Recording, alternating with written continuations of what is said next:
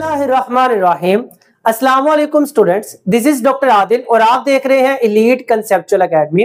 जैसे कि आप सबको मालूम है कि हम लोगों ने क्लास 9 बायोलॉजी स्टार्ट की हुई है 9th क्लास की अकॉर्डिंग टू न्यू सिलेबस, और हम लोगों ने चैप्टर नंबर 3 का आगाज किया हुआ था। चैप्टर नंबर 3 का नाम है दी सेल, यानी कि इसके अंदर हम लोग सेल को पढ़ेंगे, प्रोकैरियोटिक सेल, यूकैरियोटिक सेल, कुछ स्पेशलाइज्ड सेल्स को पढ़ेंगे और सेल के अंदर आगे पास क्या क्या स्ट्रक्चर्स होते हैं, क्या क्या ऑर्गेनेल्स होते हैं, उनके फंक्शंस क्या होते हैं, इनको स्टडी कर रहे थे। तो हम लोग आज के टॉपिक का आगाज करते हैं जिसके अंदर हम लोग पढ़ेंगे गोल्जी अपरेटस को, लाइसोसोम्स को और साथ हम लोग पढ़ेंगे माइटोकॉन्ड्रिया को। तो आए बढ़ते हैं व्हाइट बोर्ड की जानिब और आगाज करते हैं अपने आज के लेक्चर का। तो क्लास आज का हमारा टॉपिक है गोल्जी अपरेटस। अगर मैं गोल्जी अपरेटस की बात करूं तो गोल्जी अपरेटस के अंदर आगे पास it is the set of the flattened cells. हकीकत में बैकग्राउंड के बारे में कहा जाता है कि 1898 के अंदर एक साइंटिस्ट था कैमिलो गोल्जी। इसने क्या किया था, आगे पास सबसे पहले गोल्जी अपरेटस को डिस्कवर किया था। तो इसको हम लोग डिफाइन यूं कर रहे होते हैं कि it is a set of the flattened cells and this flattened cells are called as the cisternae. Plus अगर मैं बात करता हूं आगे पास फ्लैटेंड सेल्स क्या होते हैं, फ्लैटेंड का मतलब होता है फ्लैट यानी कि आगे पास प्लेन, सैक आप लोग कह रहे होते हो थैले लाइक स्ट्रक्चर्स को। तो अगर मैं कभी भी यूकैरियोटिक सेल को देखता हूं तो मुझे सेल के अंदर क्या होते हैं, बिल्कुल फ्लैट यानी कि प्लेन प्लेन, और आगे पास एंड से ये थैले लाइक स्ट्रक्चर, आगे पास सैक लाइक स्ट्रक्चर नजर आ रहे होते हैं। तो ये फ्लैटेंड सेल्स का जो एक पूरा सेट होता है, this set is called as the Golgi apparatus। तो what is the Golgi apparatus? This is a set of the flattened sacs. और ये जो एक फ्लैटेंड सैक होता है, इस एक फ्लैटेंड सैक को हम लोग क्या कह रहे होते हैं, सिस्टर्नी कह रहे होते हैं। याद रखना ये वर्ड है सिस्टर्नी। एक वर्ड होगा क्रिस्टी, वो हम लोग आगे पढ़ेंगे माइटोकॉन्ड्रिया के अंदर। बोर्ड में बहुत दफा इनके दरमियान डिफरेंस हो जाता है और बच्चे बहुत ज्यादा कंफ्यूज होते हैं। तो इस चीज को आज ही क्लियर करो कि गोल्जी apparatus के अंदर जो फ्लैटेंड सैक होता है, उस फ्लैटेंड सैक को आप लोग क्या कह रहे होते हो, सिस्टर्नी कह रहे होते हो। तो आपके पास सेट ऑफ फ्लैटेंड सैक है, उस एक फ्लैटेंड सैक को आप लोग क्या कहते हो, सिस्टर्नी कह रहे होते हो। और ये बहुत सारी सिस्टर्नी क्या करती है, स्टैक ओवर ईच अदर, एक दूसरे के ऊपर स्टैक करते हैं, एक दूसरे के ऊपर स्टक करते हैं। और एक दूसरे के ऊपर स्टक करने के बाद ये जो पूरा सेट बनता है फ्लैटेंड सैक का या सिस्टर्नी का, this set is called as a Golgi apparatus.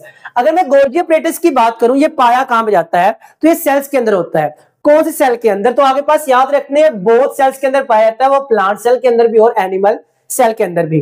अब याद रखना जो गोल्जी अपरेटस होता है, इसको बाउंड करने वाली एक सिंगल मेम्ब्रेन होती है। और हम लोगों ने पहले ही पढ़ा था जितनी भी मेम्ब्रेनस ऑर्गेनेल्स होती है वो सिर्फ और सिर्फ यूकैरियोटिक सेल के अंदर पाई जाती है, प्रोकैरियोटिक सेल के अंदर नहीं पाई जाती। तो याद रखना जो गोल्जी अपरेटस होता है वो सिर्फ और सिर्फ यूकैरियोटिक सेल के अंदर पाया जाता है, चाहे वो प्लांट सेल हो या एनिमल सेल, और जितने भी प्रोकैरियोटिक सेल होते हैं उसमें ये नहीं पाया जाता।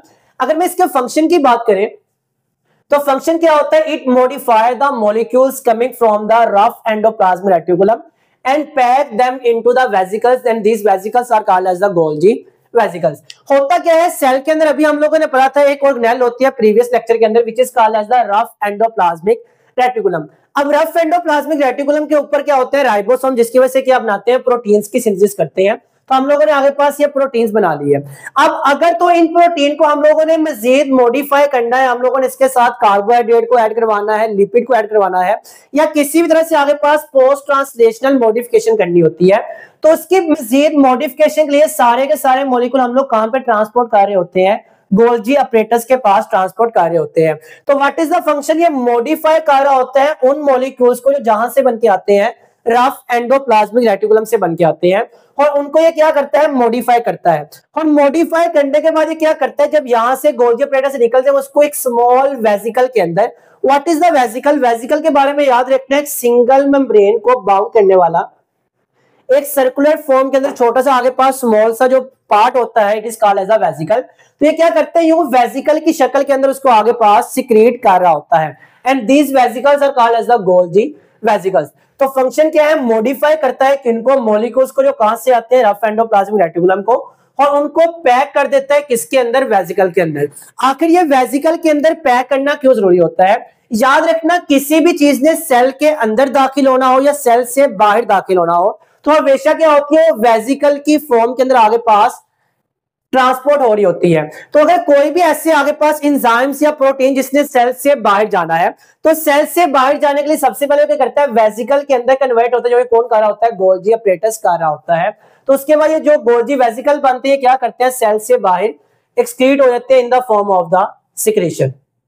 तो this is the function of the Golgi apparatus, modify करता है मॉलिक्यूल्स को, उनको पैक कर देता है वेसिकल के अंदर, this vesicles called the Golgi vesicle. अगला हमारे पास ऑर्गेनेल है lysosome, and lysosome is a very important. अगर मैं लाइसोसोम की बात करूं तो इसको डिस्कवर करने वाले साइंटिस्ट का नाम था डीडव, जो कि आगे पास एक क्रिश्चियन साइंटिस्ट था।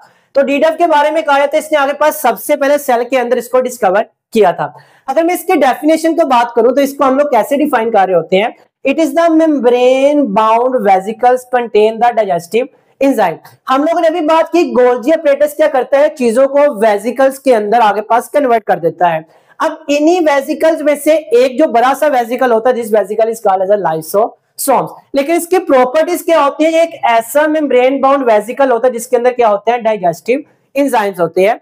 डाइजेस्टिव एंजाइम ऐसे एंजाइम होते हैं जो कि डाइजेशन कार्य होते हैं, चीजों की ब्रेक डाउन कार्य होते हैं, और फूड पार्टिकल भी हो सकता है, कोई भी पार्टिकल हो सकता है।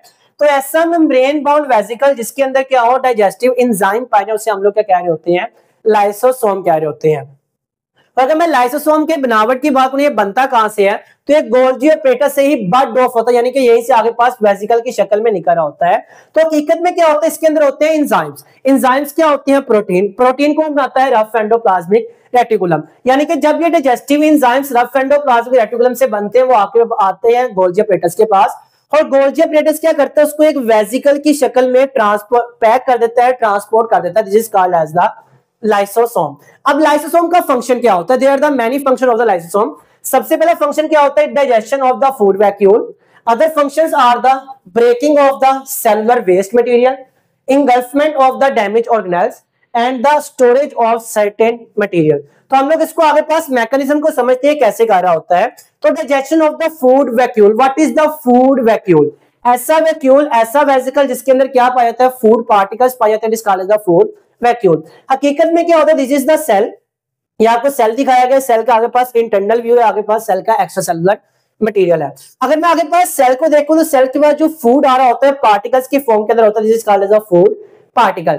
अब जैसी ये चीज आपके पास सेल के अंदर दाखिल होती है, अभी हम लोगों ने बात की कोई भी आगे पास बड़ी चीज अगर सेल के अंदर दाखिल हो या आगे पास उससे एग्जिट करे, वो किस फॉर्म के अंदर दाखिल होती है, एग्जिट होती है वेसिकल की शक्ल में। तो जैसे ये फूड पार्टिकल सेल के अंदर दाखिल होता है, वो क्या करता है, यहां से थोड़ी सी मेम्ब्रेन को अपने सराउंड में बाउंड कर लेता है, this vesicle is called as the food vacuole. अब जैसे फूड वैक्यूल सेल के पास आता है, सेल ने क्या करनी होती है, इस फूड की डाइजेशन करनी होती है, उसको स्मॉल स्मॉल पीसेस के अंदर कन्वर्ट करना होता है। तो यहां से हमारे पास गोल्जी अपरेटस से क्या आता है, लाइसोसोम। तो जैसे आगे पास लाइसोसोम और फूड वैक्यूल बनते हैं, दोनों क्या करते हैं, एक दूसरे के साथ मिलते हैं, मीटअप करते हैं, और जैसे ही मिलते हैं आगे पास ये क्या करते हैं, फ्यूज करते हैं, और फ्यूज करने के बाद जो फूड वैक्यूल होता है वो लाइसोसोम के अंदर चले जाता है। और लाइसोसोम के अंदर क्या होते हैं, आगे पास ये ब्लैक डॉट के अंदर आपको नजर आ रहे होंगे डाइजेस्टिव एंजाइम। तो डाइजेस्टिव एंजाइम क्या करते हैं, आगे पास हमला कर देते हैं फूड वैक्यूल पर, इसकी ब्रेकडाउन करना स्टार्ट कर देते हैं। और जैसे आगे पास ब्रेकडाउन स्टार्ट हो जाती है, वहां से एनर्जी मिलती है, आगे पास कोई भी सिंपल सब्सटेंस मिलते हैं, वो दोबारा सेल के साइटोप्लाज्म के अंदर एब्जॉर्ब हो जाते हैं।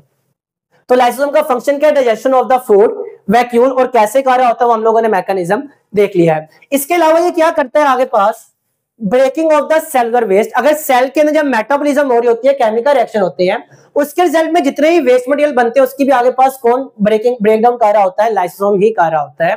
इसके अलावा कुछ सर्टेन मॉलिक्यूल्स को स्टोरेज भी कर रहा होता है, और बहुत इसका इंपॉर्टेंट फंक्शन होता है कि इनगल्फमेंट ऑफ द डैमेज ऑर्गेनेल्स। जितनी भी वो वाली ऑर्गेनेल जो कि सेल के अंदर डैमेज हो जाते हैं, for example this is the damage organelle, ये आगे पास जो नजर आए, this is the damage organelle.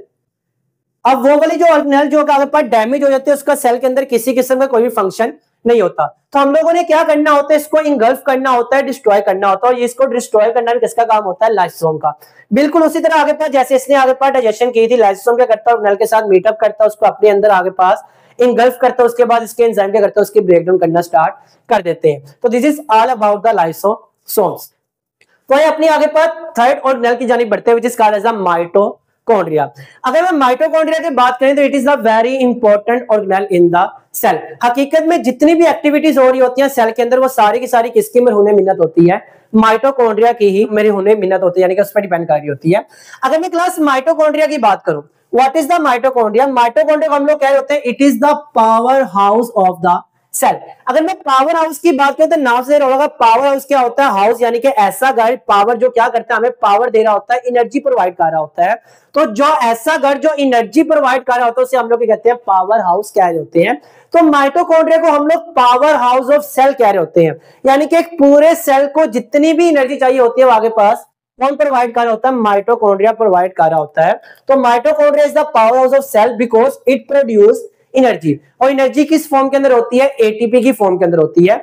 याद रखना किसी भी जानदार के अंदर, कोई भी लिविंग ऑर्गेनिज्म, चाहे प्लांट, एनिमल, फंजाई, कोई भी आगे पास जानदार है, उनके अंदर जब भी एनर्जी आगे पास इस्तेमाल हो रही होती है, जब स्टोर हो रही होती है, किस फॉर्म के अंदर होती है, एटीपी की फॉर्म के अंदर होती है। तो एटीपी को हम लोग energy currency of the living organism भी कह रहे होते हैं। जैसे एक हर कंट्री के अंदर अपनी करेंसी होती है, कहीं आपके पास डॉलर चाह रहे होते हैं, कहीं आगे पास दिनार चाह रहे होते हैं, पाकिस्तान के अंदर रुपीस चाह रहे होते हैं, इंडिया के अंदर भी आगे पास रुपीस चाह रहे होते हैं। तो हर आगे पास कंट्री की अपनी एक करेंसी होती है। इसी तरह जितने भी लिविंग ऑर्गेनिज्म होते हैं इनके अंदर भी क्या होते हैं, एक एनर्जी करेंसी पाई जाती है in the form of the ATP, यानी कि जब कभी एनर्जी का इस्तेमाल होगा या स्टोर होगी वो किस फॉर्म के अंदर होगी, एटीपी की फॉर्म के अंदर होगी।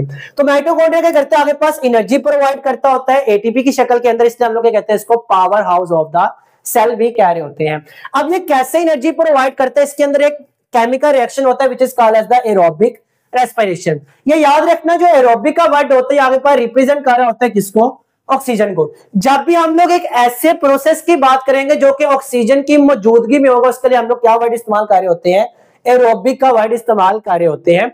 और रेस्पिरेशन हम लोग कह रहे होते हैं फूड की ब्रेकडाउन को। तो फूड को ब्रेकडाउन करना in the presence of the oxygen, और वहां से क्या हासिल कर लेना, एटीपी की फॉर्म के अंदर एनर्जी हासिल कर लेने के प्रोसेस को आप लोग कहते हो एरोबिक रेस्पिरेशन कह रहे होते हैं। तो माइटोकॉन्ड्रिया क्या करता है, एरोबिक रेस्पिरेशन करता है। What is the aerobic respiration, इसका आगे पास रिएक्शन आपके सामने लिखा हुआ है कि इसके अंदर क्या होता है, ग्लूकोज का एक मॉलिक्यूल होता है, यानी कि फूड पार्टिकल्स होते हैं, उसको हम लोग ब्रेकडाउन कर रहे होते हैं in the presence of the oxygen. और ऑक्सीजन के आगे पास कितने मॉलिक्यूल्स होते हैं, 6 मॉलिक्यूल्स होते हैं। और जैसे आगे पास ये रिएक्शन होता है तो आगे पास ग्लूकोज टूट के कन्वर्ट हो जाती है, कार्बन डाइऑक्साइड के 6 मॉलिक्यूल बनते हैं, और 6 मॉलिक्यूल किसके बनते हैं, वाटर के मॉलिक्यूल बन रहे होते हैं, और साथ बहुत सारी एनर्जी रिलीज होती है in the form of the ATP. तो फूड के पार्टिकल को ब्रेक डाउन करके एनर्जी हासिल करना in the presence of oxygen, this is called as the aerobic respiration. और एरोबिक रेस्पिरेशन से क्योंकि वो एनर्जी बना रहा होता है इसलिए हम लोग क्या कहते हैं इसको पावर हाउस ऑफ सेल भी कह रहे होते हैं। अगर मैं माइटोकॉन्ड्रिया के बारे में बात करूं तो माइटोकॉन्ड्रिया क्या होता है, it is the double membranous organelle. ये क्या होता है, हमारे पास डबल मेम्ब्रेनस ऑर्गेनेल होता है। So it is only found in the eukaryotic cell. हम लोग अपने प्रीवियस लेक्चर से भी ये बात करते आ रहे हैं कि दो तरह के cell, prokaryotic and eukaryotic cell. और प्रोकैरियोटिक सेल के अंदर सिर्फ और सिर्फ ऐसी ऑर्गेनेल्स पाए जाते हैं जिसमें आगे पास किसी किस्म की कोई भी मेम्ब्रेन नहीं होती। और जितनी मेम्ब्रेनस ऑर्गेनेल होती है वो सिर्फ और सिर्फ किनमें पाई जाती है, यूकैरियोटिक सेल के अंदर पाई जाती है। अब चूंकि जो माइटोकॉन्ड्रिया होता है it is the double membranous organelle, और डबल मेम्ब्रेनस ऑर्गेनेल आगे पास सिर्फ और सिर्फ किनके अंदर पाई जाती है, यूकैरियोटिक सेल के अंदर पाई जाती है। तो ये सिर्फ और सिर्फ यूकैरियोटिक सेल के अंदर होती है, प्रोकैरियोटिक सेल के अंदर नहीं होती। अगर हम इसके इंटरनल स्ट्रक्चर के बारे में बात करूं कि इसका स्ट्रक्चर क्या होता है, तो याद रखना it is a double membranous structure. तो आगे पास डबल मेम्ब्रेन होती है, एक बाहर साइड पे होगी, एक आगे पास अंदर वाली साइड पे होती है। जो बाहर होगी it is called as the outer membrane, जो अंदर पाई जाएगी it is called as the inner membrane. जो आउटर मेम्ब्रेन होती है वो क्या होती है, बिल्कुल स्मूथ होती है, उसके अंदर हमें किसी किस्म की कोई फोल्डिंग नजर नहीं आ रही होती। लेकिन जो इनर मेम्ब्रेन होती है उसके अंदर क्या होती है, बहुत सारी इनफोल्डिंग्स होती है, this infolding is called as the cristae. और इसका फंक्शन क्या होती है, आपके पास सरफेस एरिया को इंक्रीज कर रहा होता है। समझते हैं डायग्राम के जरिए कि हमारे पास दिस इज द माइटोकॉन्ड्रिया, और ये माइटोकॉन्ड्रिया कवर करने वाली दो मेम्ब्रेन होती है, one is the outer membrane, other is the inner membrane. और आउटर मेम्ब्रेन जो है आपको नजर आ रहा होगा it is the very smooth membrane, किसी किस्म की कोई रफनेस नजर नहीं आ रही, इनफोल्डिंग नजर नहीं आ रही। लेकिन जो इनर मेम्ब्रेन होती है इसमें क्या होता है, इन्वेजिनेशन नजर आ रही होती है, अंदर की जानिब इनफोल्डिंग नजर आ रही होती है, and this infolding is called as the cristae. दोबारा से आगे पास इस बात को लाजमी याद रखना कि दो टाइम्स थी, एक थी आगे पास सिस्टर्नी, एक क्या थी, क्रिस्टी। और इनके बारे में कंफ्यूज ना होना, ये बहुत दफा बोर्ड में डिफरेंस इनमें पूछा जाता है। तो दिस इज द क्रिस्टी, और क्रिस्टी का आगे पास फंक्शन क्या होता है, it increase the surface area. ये क्या करता है, सरफेस एरिया को इंक्रीज करता है। याद रखना जब कभी भी बायो के अंदर आप लोग कहीं भी स्ट्रक्चर देखोगे, अगर वो स्मूथ होने की बजाय आपको यूं इनफोल्डिंग नजर आ रहा होगा तो इसका आगे पास फंक्शन क्या होता है, it increases the surface area. ये आप लोग स्मॉल इंटेस्टाइन में, इलियम में भी जाके पढ़ोगे, और यहां भी आप लोग क्रिस्टी के अंदर ही पा रहे होते हो। तो क्रिस्टी के अंदर जो इन्वेजिनेशन, जो इनफोल्डिंग पा रहे होती है, क्या करता है, सरफेस एरिया को इंक्रीज कर रहा होता है ताकि केमिकल रिएक्शन या एरोबिक रेस्पिरेशन में ज्यादा बेहतर तरीके से हो सके। इसके अलावा क्या होता है, जो इसके अंदर हमारा मटेरियल होता है यानी कि इनर मेम्ब्रेन के अंदर जो आगे पास जेली लाइक मटेरियल होता है, it is called as the matrix. तो माइटोकॉन्ड्रियल मैट्रिक्स होता है। अब मैट्रिक्स के अंदर क्या होता है, माइटोकॉन्ड्रिया के मैट्रिक्स के अंदर डीएनए भी पाया जाता है और राइबोसोम भी पाया जाता है, यानी कि माइटोकॉन्ड्रिया के पास अपना डीएनए भी मौजूद होता है और अपना राइबोसोम भी मौजूद होता है, जिसकी वजह से क्या करता है, अपने अंदर ही कुछ चीजों को प्रोड्यूस कर रहा होता है, सिंथेसिस करवा रहा होता है।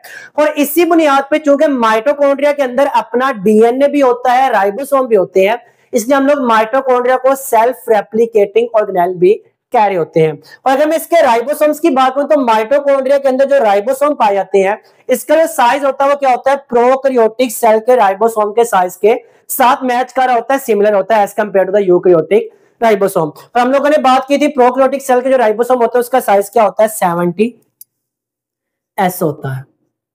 तो इसके जो अंदर जो राइबोसोम पाए जाते हैं वो आगे पास उनका जो साइज होता है वो किसके साथ मैच आउट कर रहा होता है, प्रोकैरियोटिक सेल के साथ मैच आउट कर रहा होता है। तो अगर मैं आगे पास आज के टॉपिक की बात करूं तो आज के टॉपिक के अंदर हम लोगों ने कवर किया है गोल्जी apparatus को, लाइसोसोम को और माइटोकॉन्ड्रिया को। उम्मीद है आज के टॉपिक के अंदर आपको किसी किस्म का कोई भी इश्यू नहीं होगा। मिलते हैं अगले लेक्चर में अगली वीडियो के साथ, तब तक के लिए अल्लाह हाफिज।